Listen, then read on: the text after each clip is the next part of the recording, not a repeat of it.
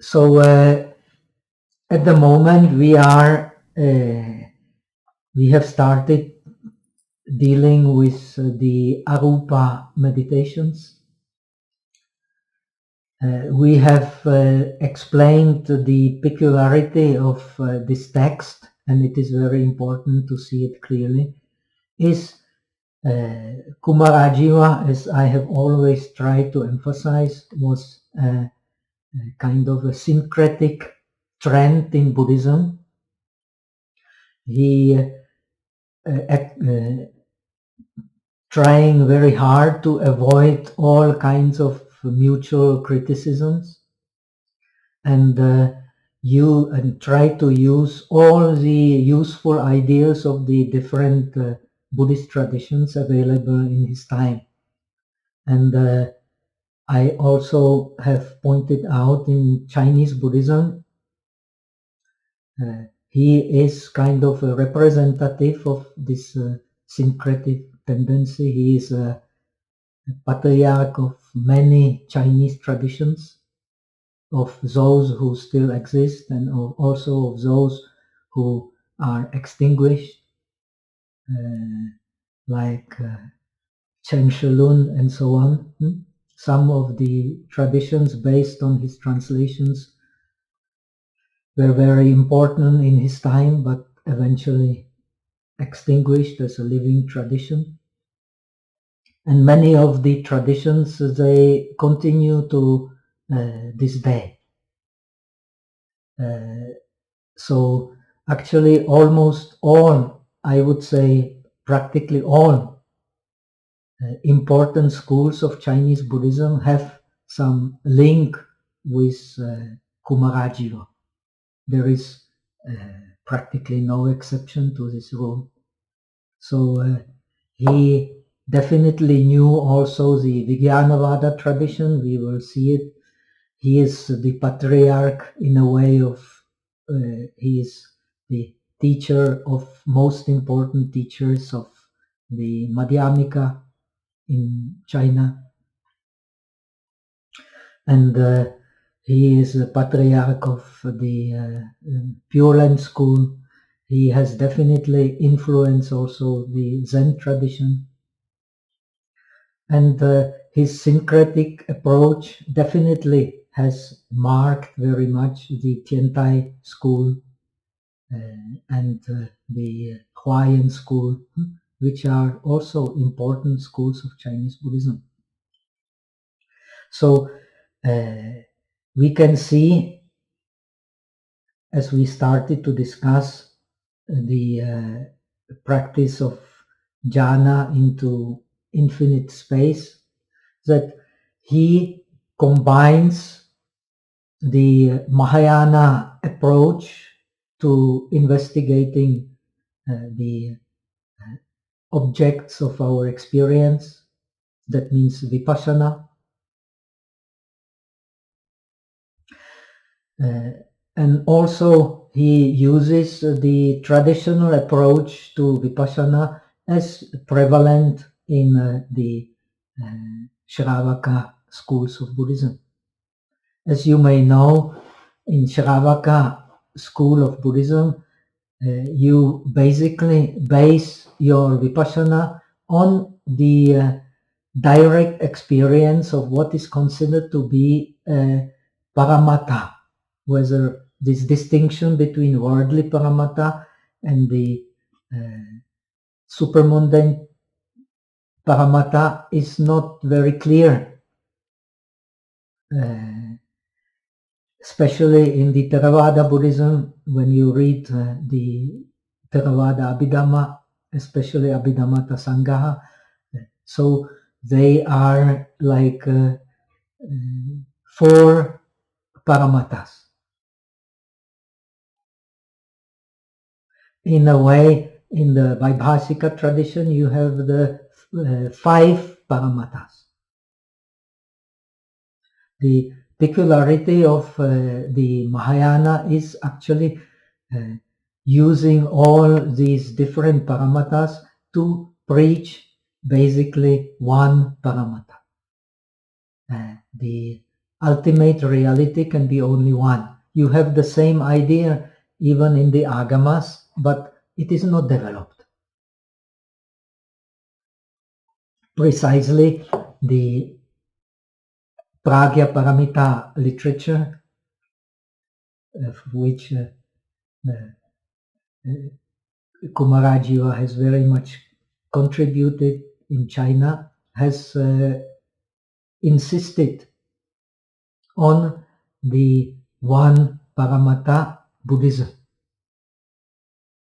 We can say also Mahayana is one Paramata Buddhism. The so-called worldly ultimate realities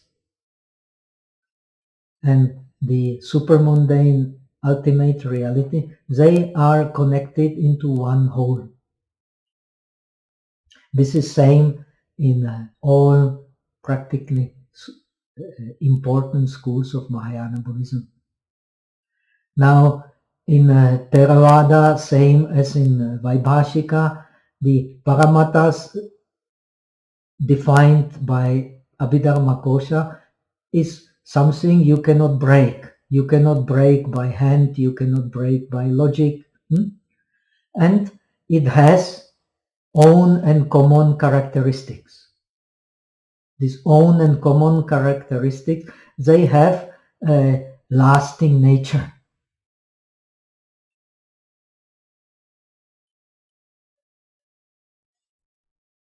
This is very important to understand. They have the lasting nature, which even so, the phenomena are always in the process of breaking. This lasting nature never breaks.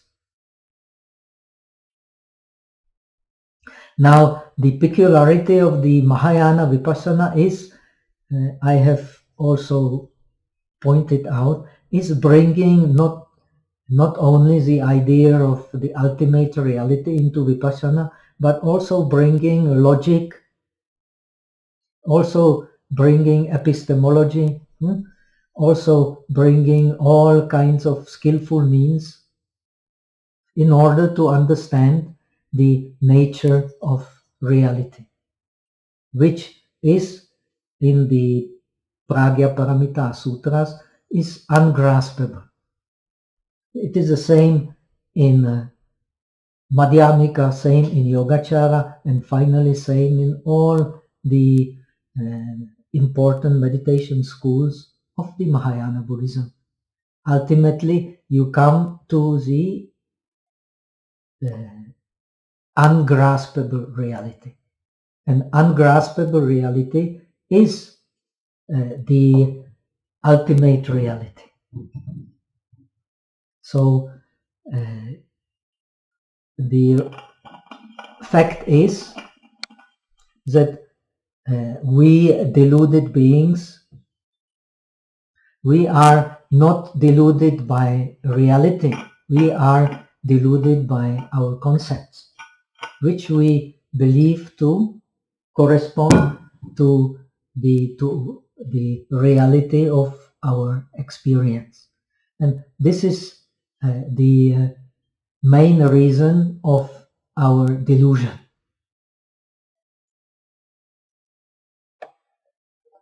So in Kumarajiva's case, we have seen in explanation of the absorption into the infinite space, he also uses this epistemology, same like Dignaga, or the same like Vasubandhu in Vimshika, or Dignaga in the Alambana Pariksha. He shows the impossibility of grasping the rupa as such. What we actually grasp as rupa is a concept of rupa. Strangely enough, when you study deeply the Theravada Abhidhamma, even so, rupa is considered as something existing in reality, same as Vaibhashika. Finally, you will find in the commentaries to Theravada also, the idea that wherever rupa arises, it is the place of its cessation. Yata yata upajati tata tata nirujati. So this would in fact confirm the non-existence of atoms, because the atoms are, whether we understand them as Vaibhashika, as monads, which are undistractable, or as composed, like Sautrantika. However we imagine the atoms, they are concepts, not reality.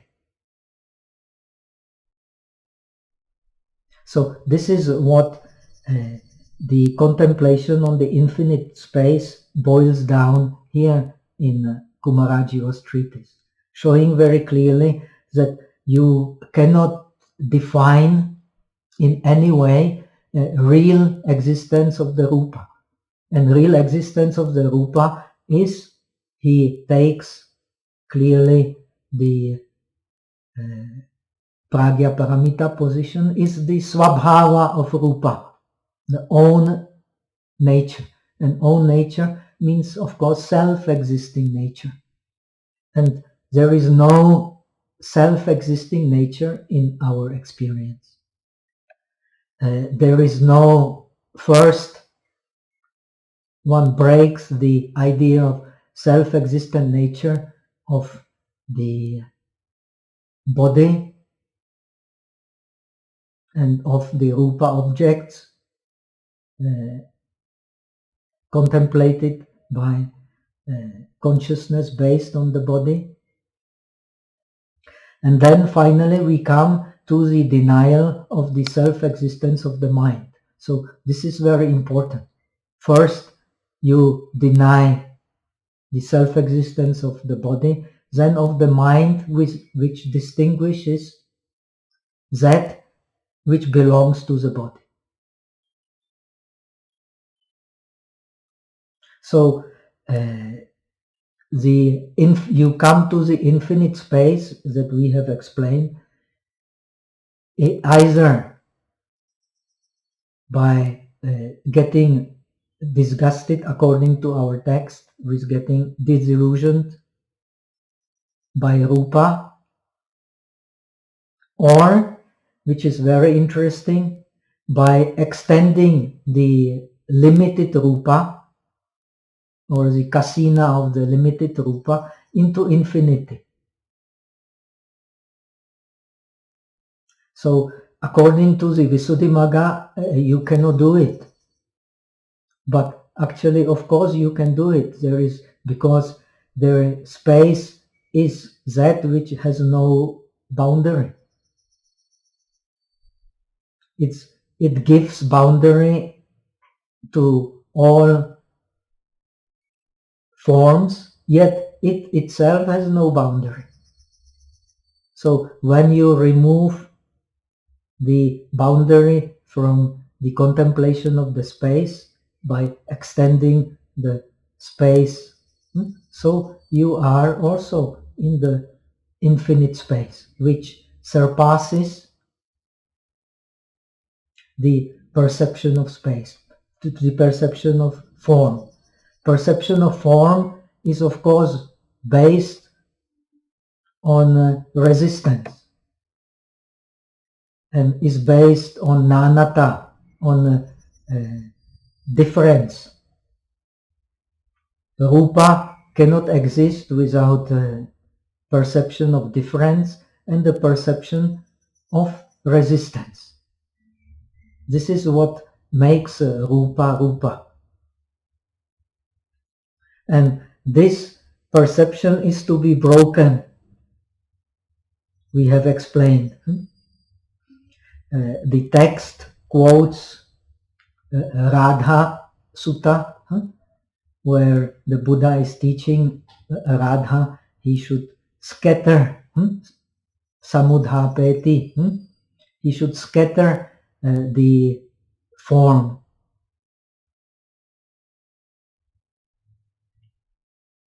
And of course, also the agamas teach that we cling to the form because it is not known to us. Anabhinyatam tasa. So we cling to the form. When we know the form as it is impossible to cling to it.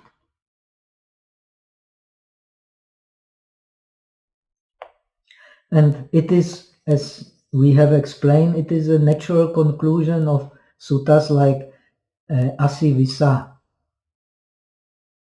In Sutta or Vagga of Samyutta Nikaya, where Buddha teaches that the four elements are like the four poisonous snakes.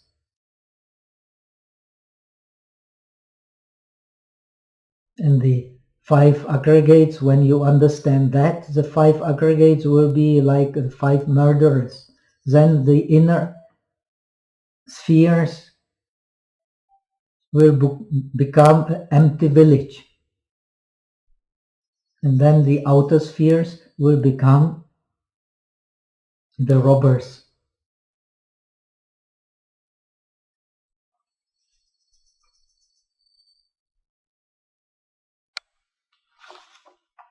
So this question of absorption into infinite space is dealt by Kumarajiva by two questions. The first question we have pointed out is since the body of the practitioner is just corporeality, how will he detach and abandon it? So here he uses this analytical method by, as we have said, refuting the possibility of a true existence of the atoms. This is a fact established by modern physics nowadays also.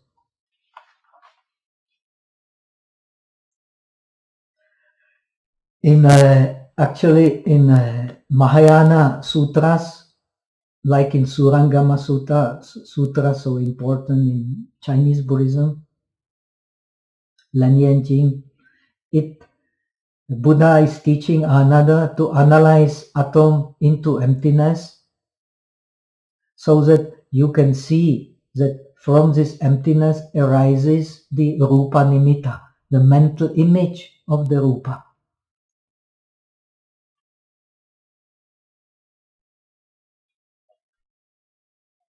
So this would imply naturally that the existence of the rupa is based in mind.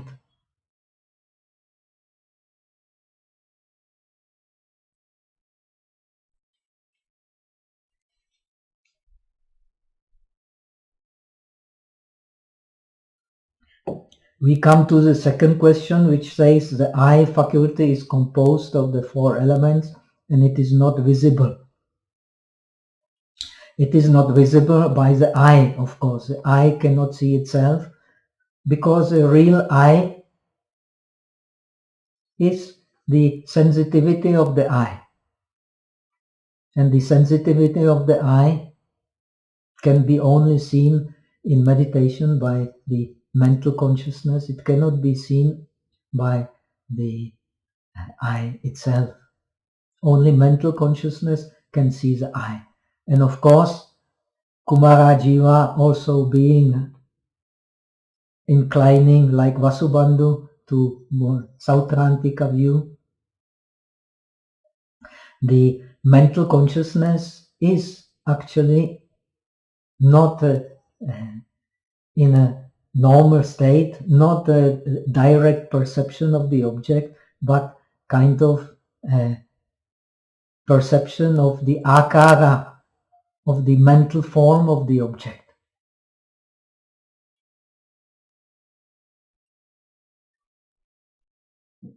So the idea of the I arises not due to I, but due to mental consciousness only. This is also a very important argument of the Vijnanavada school. And now in this text we will see how wonderful Kumarajiva can combine different traditions.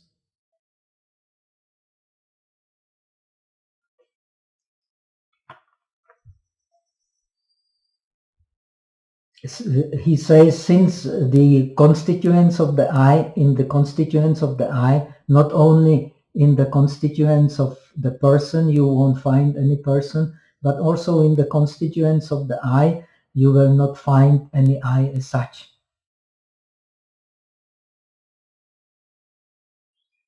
And he comes again to the analytical, since the I is a corporeal phenomenon, it must be divisible, because all the corporeal phenomena must have location and division in space. This is the Abhidharmakosha classical definition of form. So you cannot get hold of the I. What you can get hold of the I is the idea of the I, akara of the I, transmitted by the mental consciousness.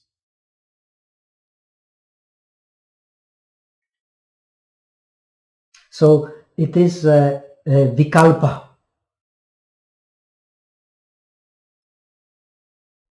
It is vikalpa based on the previous differentiations and on the smarana, on the memory. In the Vaibhashika philosophy, the memory is also a vikalpa, is also illusory differentiation.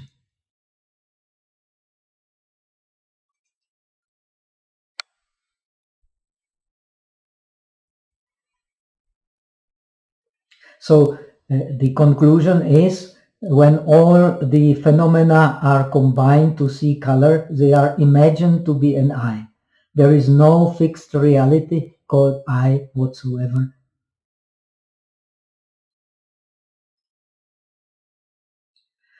You students of Agamas may remember the Shariputra's teaching to Anathapindika. He says he should not give rise to the I, he should not give rise to the forms, he should not give rise to the mental consciousness. This is how Shariputra teaches Anathapindika to let go. And Anathapindika is entering the process of dying.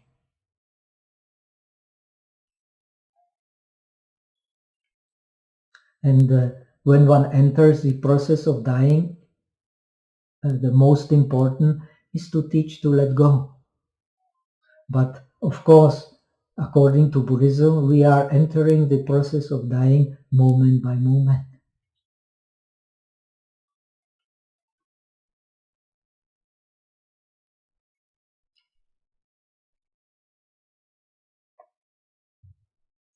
So the form as such has to be scattered. And when one analyzes corporeality, when one analyzes forms in this way, he can abandon corporeality. So you can abandon corporeality by combining meditation, same as Visuddhimagga explains, combining meditation with the idea of grossness. Actually, the meditation is on the grossness of rupa.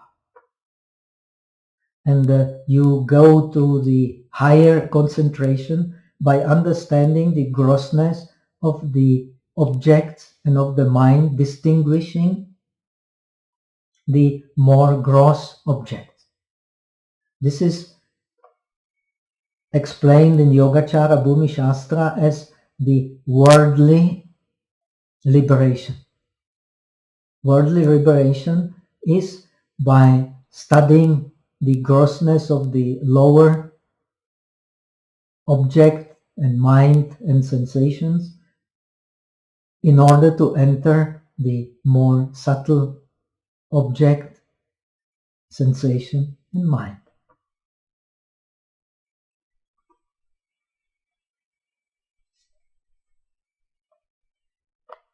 So the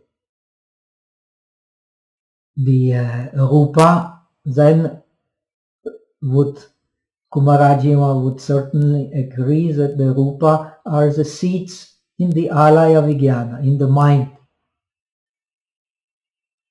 All Mahayana philosophies, including the Madhyamika, do not deny Alaya. They only deny, the Madhyamika only denies the self-existent nature of Alaya. This is very important to understand. So for Kumarajiva also, Alaya is a fact. But being a faithful follower of Nagarjuna, being the fact, it does not confer self-existent nature on mind.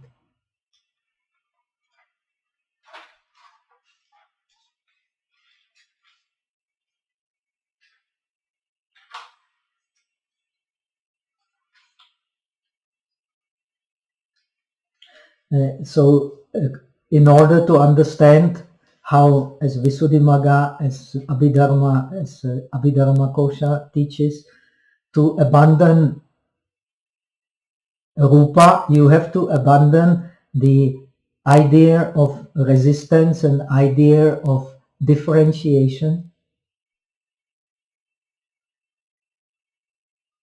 And Kumarajiva explains, going beyond the characteristics of corporeality refers to the visible, that means to the Rupa here. Extinguishing all characteristic of resistance refers to the property of resistance along with non-visible corporeality.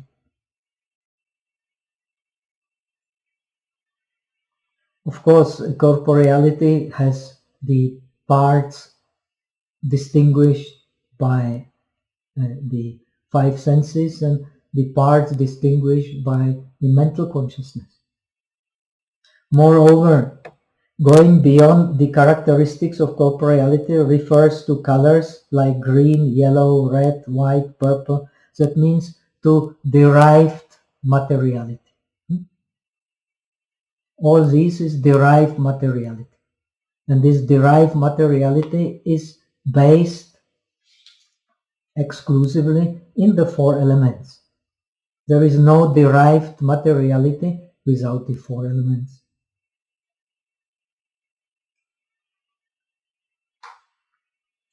Extinguishing all property of resistance refers to sounds, smell, tastes, and the tactile. So these are the properties of corporeality, which are also based, it is said, derived materiality, but actually we cannot, strictly speaking, say Bhautika derived materiality, because it exists at the same time with the four elements. So how can it be derived? So it would be much better to call this, even so if it is a common term, to call it based materiality, based in the four elements.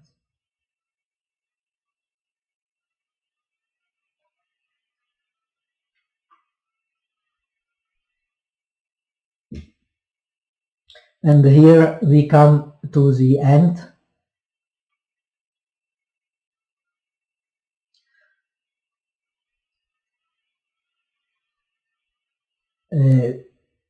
In other words, one has to break the idea solidity of materiality to go to the higher concentration.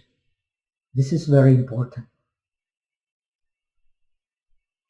And indeed, in the Agamas, like in Ayatana Samyutta, you have the saying Seyatha Baliko Amisagatam Udake Pakhipeya, like a fisherman puts puts on the hook the whatever it is, the worm, or how would you say it in English? That which enables to catch the fish. Bait. Bait, yes. Amisagata, the bait on the hook, and so waiting to catch something, fish. Similarly, we deluded beings, we try to catch the 6 outer ayatanas.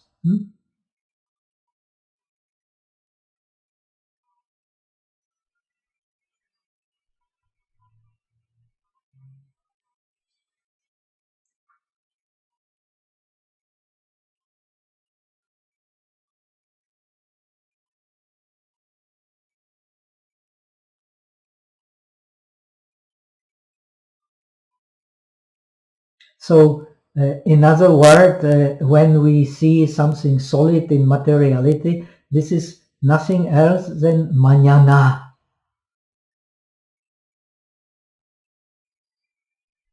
And because we have mañana,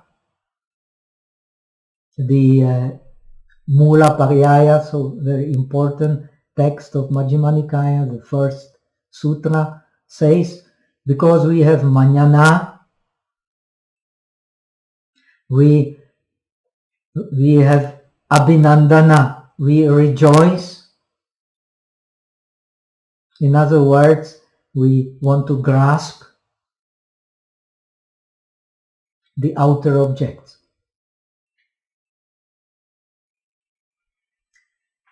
Tam kisa hetu anabhinyatam tasa, because we have not known the outer objects. When one has scattered the reality of the outer objects, one can go into the arupa meditations. But as we have said, we have a big discussion in the Abhidharma Kosha, if the rupa, if there is rupa in the arupas, and many of the scholars in Kumarajiva time also, they were of the idea that indeed there is rupa in the arupas. But this rupa is acharupa. It is transparent rupa. So this is also the idea of Theravada, indeed. You have the transparent rupa, like the sensitivity of the eye, which can mix with without any resistance with all forms of materiality.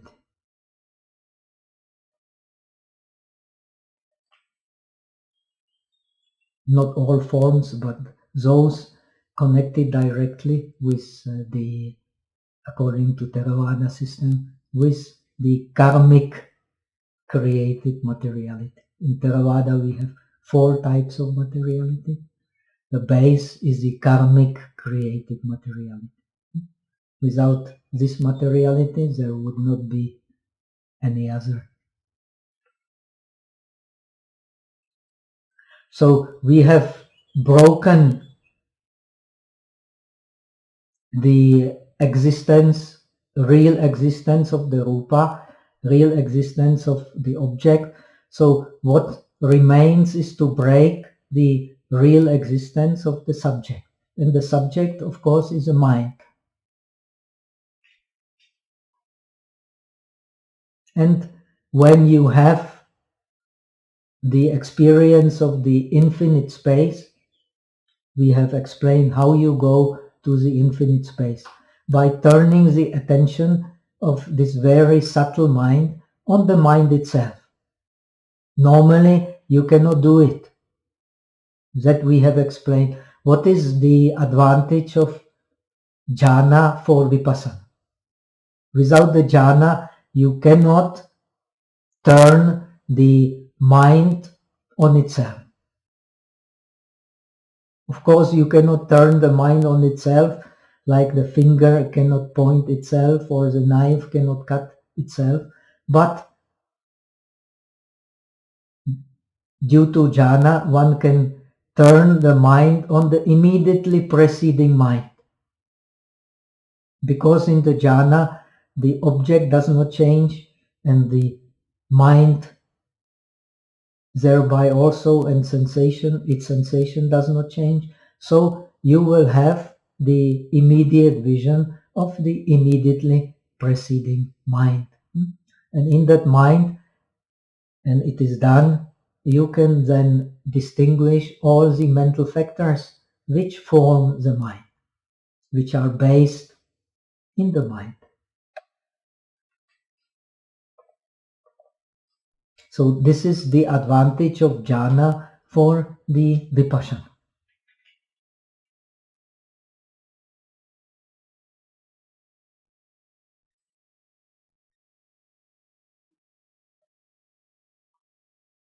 So when you have scattered the idea of the existence of the rupa, then a natural conclusion would be, and indeed some sutras make this conclusion, like Ghana Vyuha Sutta, Hou Yan Jing, very important in China for the Zen tradition also. It says very clearly, because you have broken the idea of existence of rupa, all is just mind. Objects do not exist. And this experience is indeed very important in Zen, in all types of Mahayana meditation.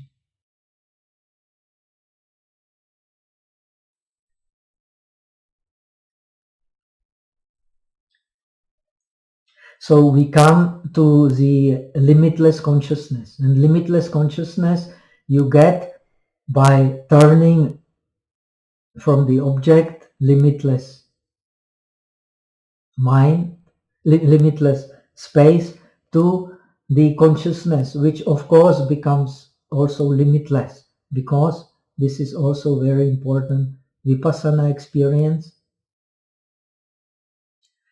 Because the object is limitless, the consciousness becomes also limitless. Because the object is limited, you fix your mind on a limited object, then the consciousness becomes also limited.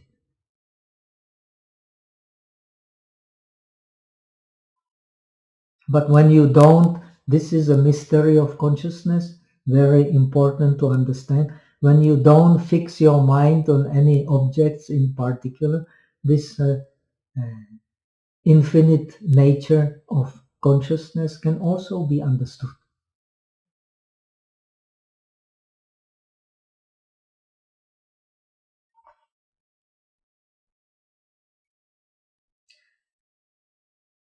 So this is very important also for understanding the Madhyamika philosophy.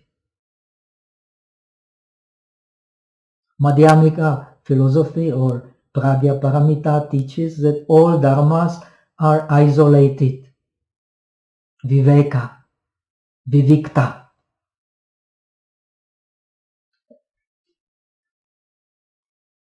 Why they are isolated? Because they do not know each other.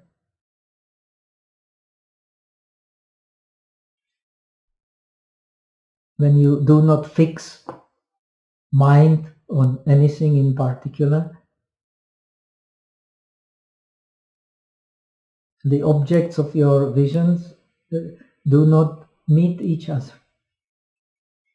It is when the mind is fixed on the particular object, then the objects meet each other.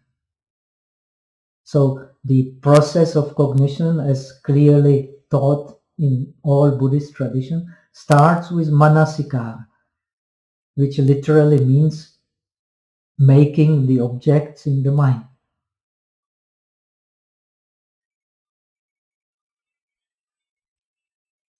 So the practice of jhana into limitless consciousness is also explained like the previous on the base of two questions.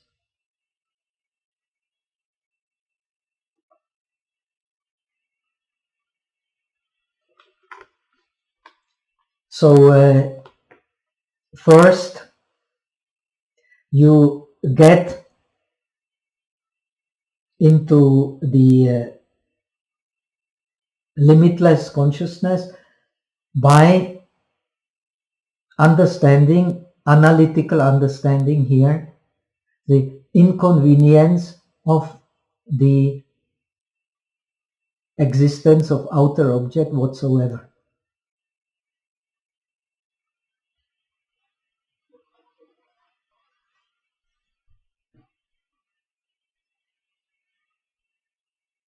Then, because the object is undesirable, that which perceives the object, the perceptions for will formations, consciousness, in that sphere of limitless space is also like disease, tabernacle, tumor, and so on, anything bad one can imagine. So this is a Lokika, what we have explained as Lokika Bhavana. Understanding the grossness of the lower object in order to enter the more subtle sphere of perception, subtle sphere of mind. And of course, thereby also a subtle, more subtle object.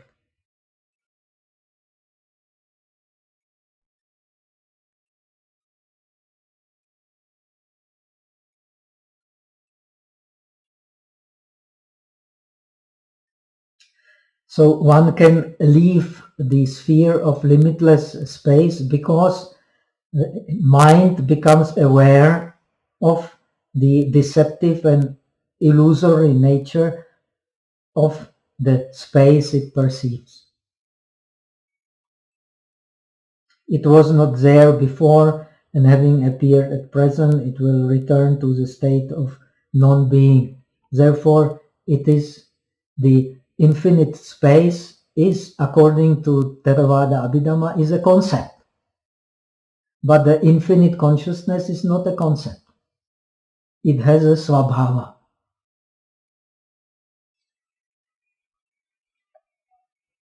So infinite space is not real. Infinite consciousness, strictly speaking, according to the Shravaka Abhidharma, is real because it has real own and Vishesha and Samanya Lakshana, own special and common characteristics.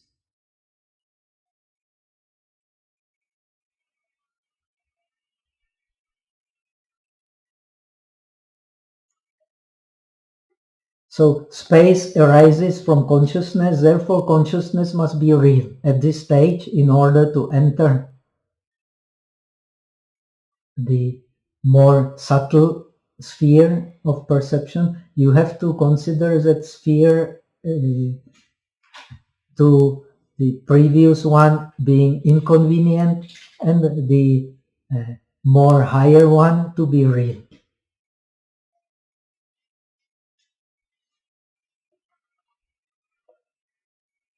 And so this is why this is called the worldly bhavana, laukika bhavana. But the laukika bhavana also brings you, as we will see, at the threshold of understanding the object of liberation. But it only brings you to the threshold. In order to surpass this threshold, you have to combine the worldly bhavana with the Laukutara bhavana.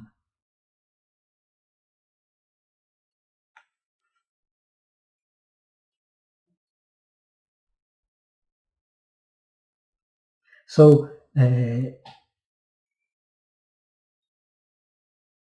the flow of consciousness is just the flow, and this flow is limitless, immeasurable, boundless, because when the object is boundless. This is the mystery of the consciousness. So the understanding of this limitless consciousness is very useful for Vipassana.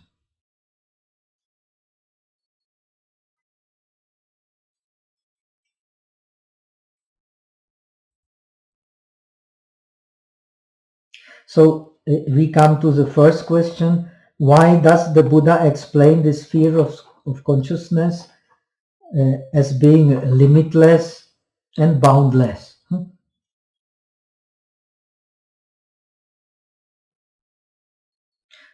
And the explanation is that consciousness is able to perceive distant objects, therefore it is boundless. Especially if one has supernatural powers, they come to the end of this treatise, then there is no real obstacle in seeing even very, very distant objects, because objects ultimately come from the mind.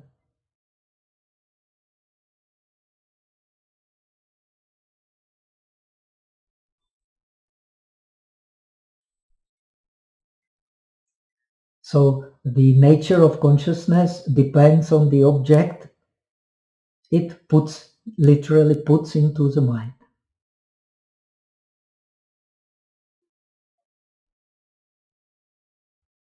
Now, when the meditator's mind takes as object this boundless consciousness, his mind becomes more subtle, and the sphere of limitless space seems to be a gross object in compare with this deeper concentration.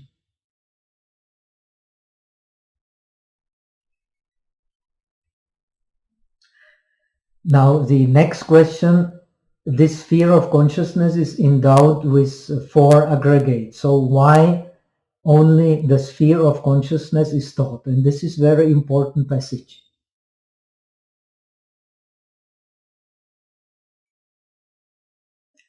Now in Buddhism, the consciousness is the leader of all the inner dharmas. This we have rule in all Buddhist traditions. Like Samyutta Nikaya clearly teaches,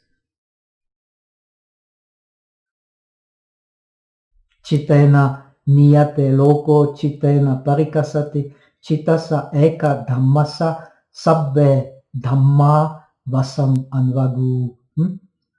The mind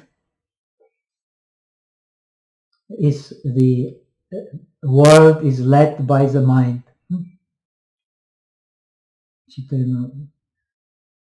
All the phenomena are in control of one dharma, and that is the mind.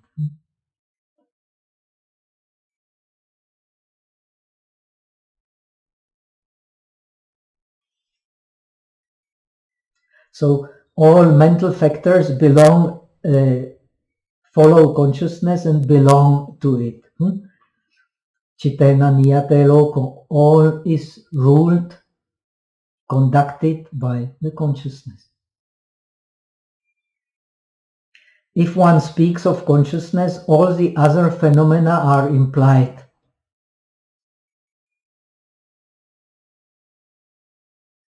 So, this would be the beginning of the Vijnanavada philosophy.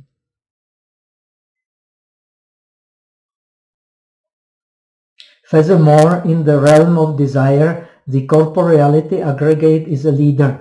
That means in the world of, in the kama dhatu, in the sphere of perception dominated by the 5 senses, the corporeality is the leader of the mind. Most of the time in our sphere of consciousness, we are thinking about what is nice to see, what is nice to hear, what is nice to smell, what is nice to taste, and especially what is nice to touch. So this is the base for our thinking. If we do not meditate, so actually it is everything that we think about.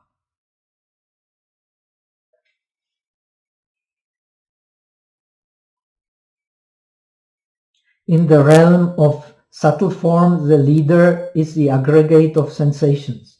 We have explained very clearly, Kumarajiva has explained, that proceeding into higher spheres of rupa, of subtle forms, is based on transcending the sensations.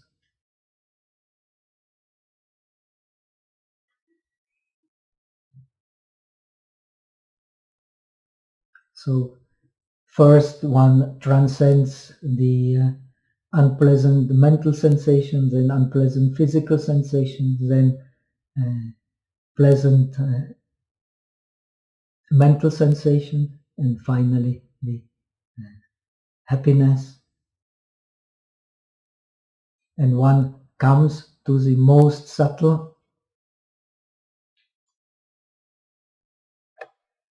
state of mind based on the sensation which is neither pleasant nor unpleasant. So learning the Rupa meditation is learning to go beyond pleasant and unpleasant. This is the perfect state of mind. The perfect state of mind is not attached to the pleasant, not rejecting the unpleasant, and in the perfect state of balance, because the unbalance comes from Vedana. This is very important to understand.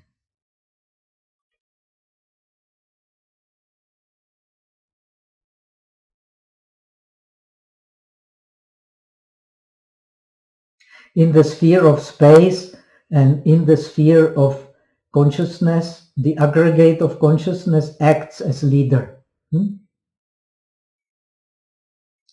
Well, in the arupas, the sensations do not change. In the rupas, they change. But in the arupas, always the neither pleasant nor unpleasant sensation. So the mind is, so to say, no more influenced by sensation. There is no place for being influenced by sensation. But it is indeed influenced by the object of the mind, which plays the predominant role. And the function of the mind is to distinguish the object.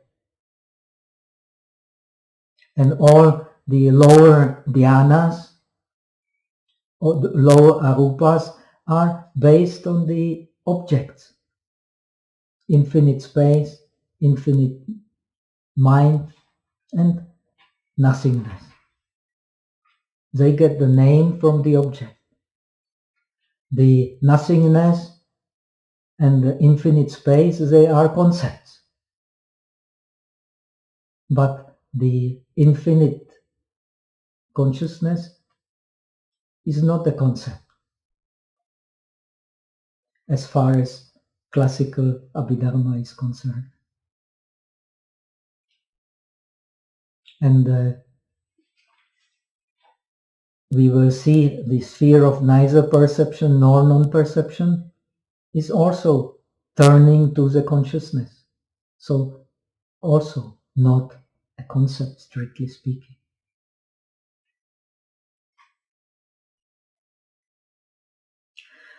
In the sphere of nothingness, the leader is the aggregate of perception.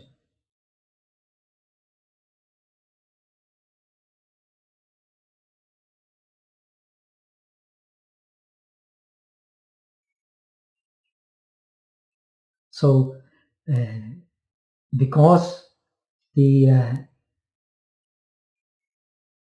sphere of nothingness is based on the perception of non-existence, of infinite space in the infinite consciousness. This is very important to understand. How you get into this sphere? By contemplating the absence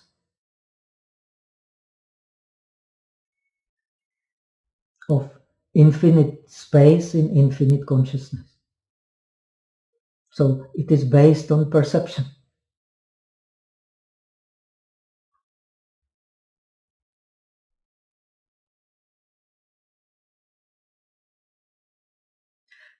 And in the sphere of neither perception nor non-perception, the aggregate of will formations acts as a leader. Now, this is very important. We may finish here. I will explain now this passage.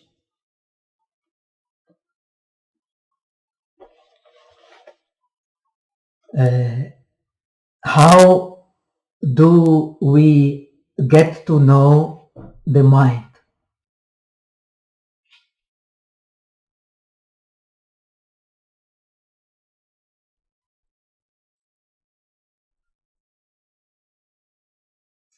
According to Buddhism, we get to know the mind by getting to know that which forms the mind.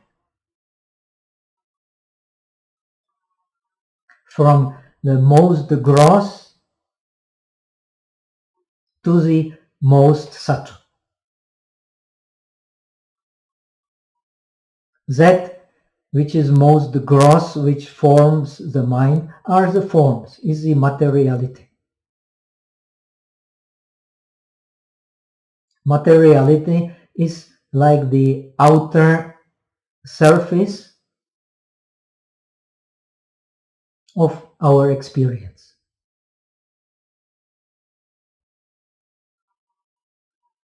Now, we come to mentality. The grossest part of mentality are the sensations, because they are completely dependent on the forms. So, because when we understand the impermanent nature of the forms, it is very easy to understand the impermanent nature of the sensations, because they change due to forms. When the form changes, the sensation changes.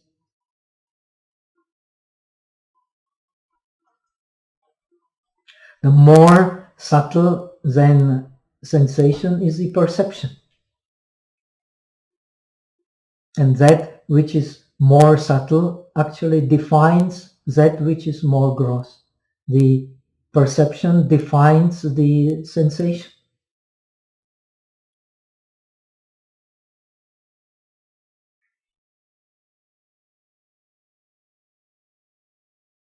Then from perception we come still to most subtle formations of the mind, and that is a will plus will formations.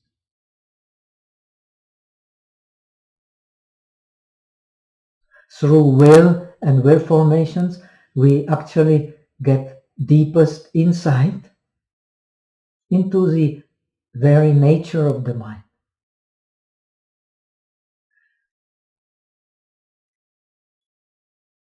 The mind moves due to will and will formations. When it moves, it has perception. When it has perception, it has a sensation. When it has sensation, it has to make a form in the mind.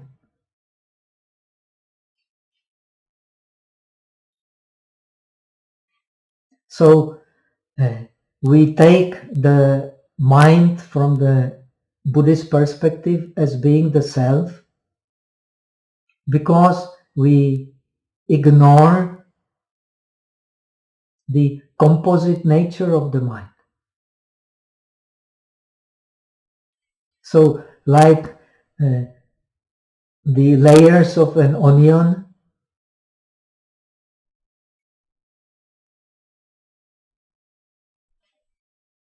as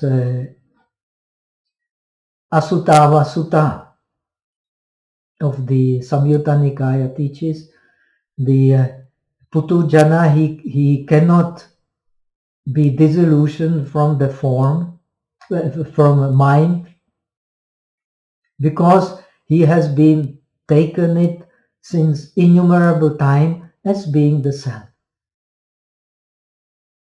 So how you disillusion Bala Putujana from the mind? By opening the layers like onion, see impermanence of the rupa, of form, you understand the impermanence of sensations. See the impermanence of sensations, you will understand the impermanence of perceptions. See impermanence of perception, you will understand the impermanence of will and will formations. See the impermanence of will and will formations, you will understand very clearly the impermanence of the mind attached to the body.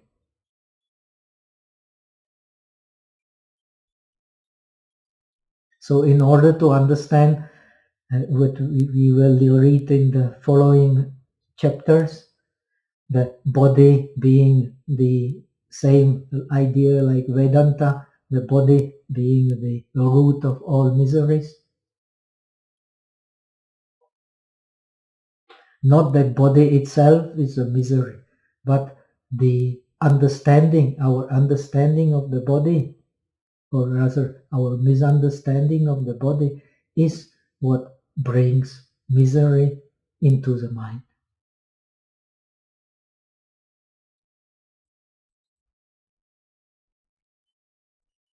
So since we have surpassed, we will do this little passage next week, and since we have surpassed our time, we will stop here, and next week we will do the Akinchana Ayatana, the sphere of nothingness, and if time allows, we will also do the sphere of neither perception nor non-perception, to come to the Four Noble Truths, which is the object of the Lokutara meditation. At least so it is explained in the scriptures of the Shravakas. And we know that here the Kumarajiva is teaching the disciples. So he uses the Abhidharma of the disciples introducing, just like the Pragya Paramita Sutras, which he has translated, introducing some basic ideas of the transcendental wisdom philosophy. This makes this text very interesting. So that much for today. If there are any questions, let us go through them. Supriya, have you got some questions? No questions today. Eta vata chame sampatam punya sampadam sabbe deva anumodantu sabba sampati siddhya. Eta vata chame sampatam punya sampadam sabbe bhuta anumodantu sabba sampati siddhya. Eta vata chame sampatam punya sampadam sabbe satta anumodantu sabba sampati siddhya. Aka satta chabumata deva naga mahidika punyantang anumoditva chiramarakantu lokasasana. Aka satta chabumata deva naga mahidika punyantang anumoditva chiramarakantu desanam. Aka satta chabumata deva naga mahidika punyantang anumoditva chiramarakantu tubampara. Devo vasatu kalena sasa sampati hotu cha pito bhavatu loko cha raja bhavatu dhammiko. Sadhu sadhu sadhu.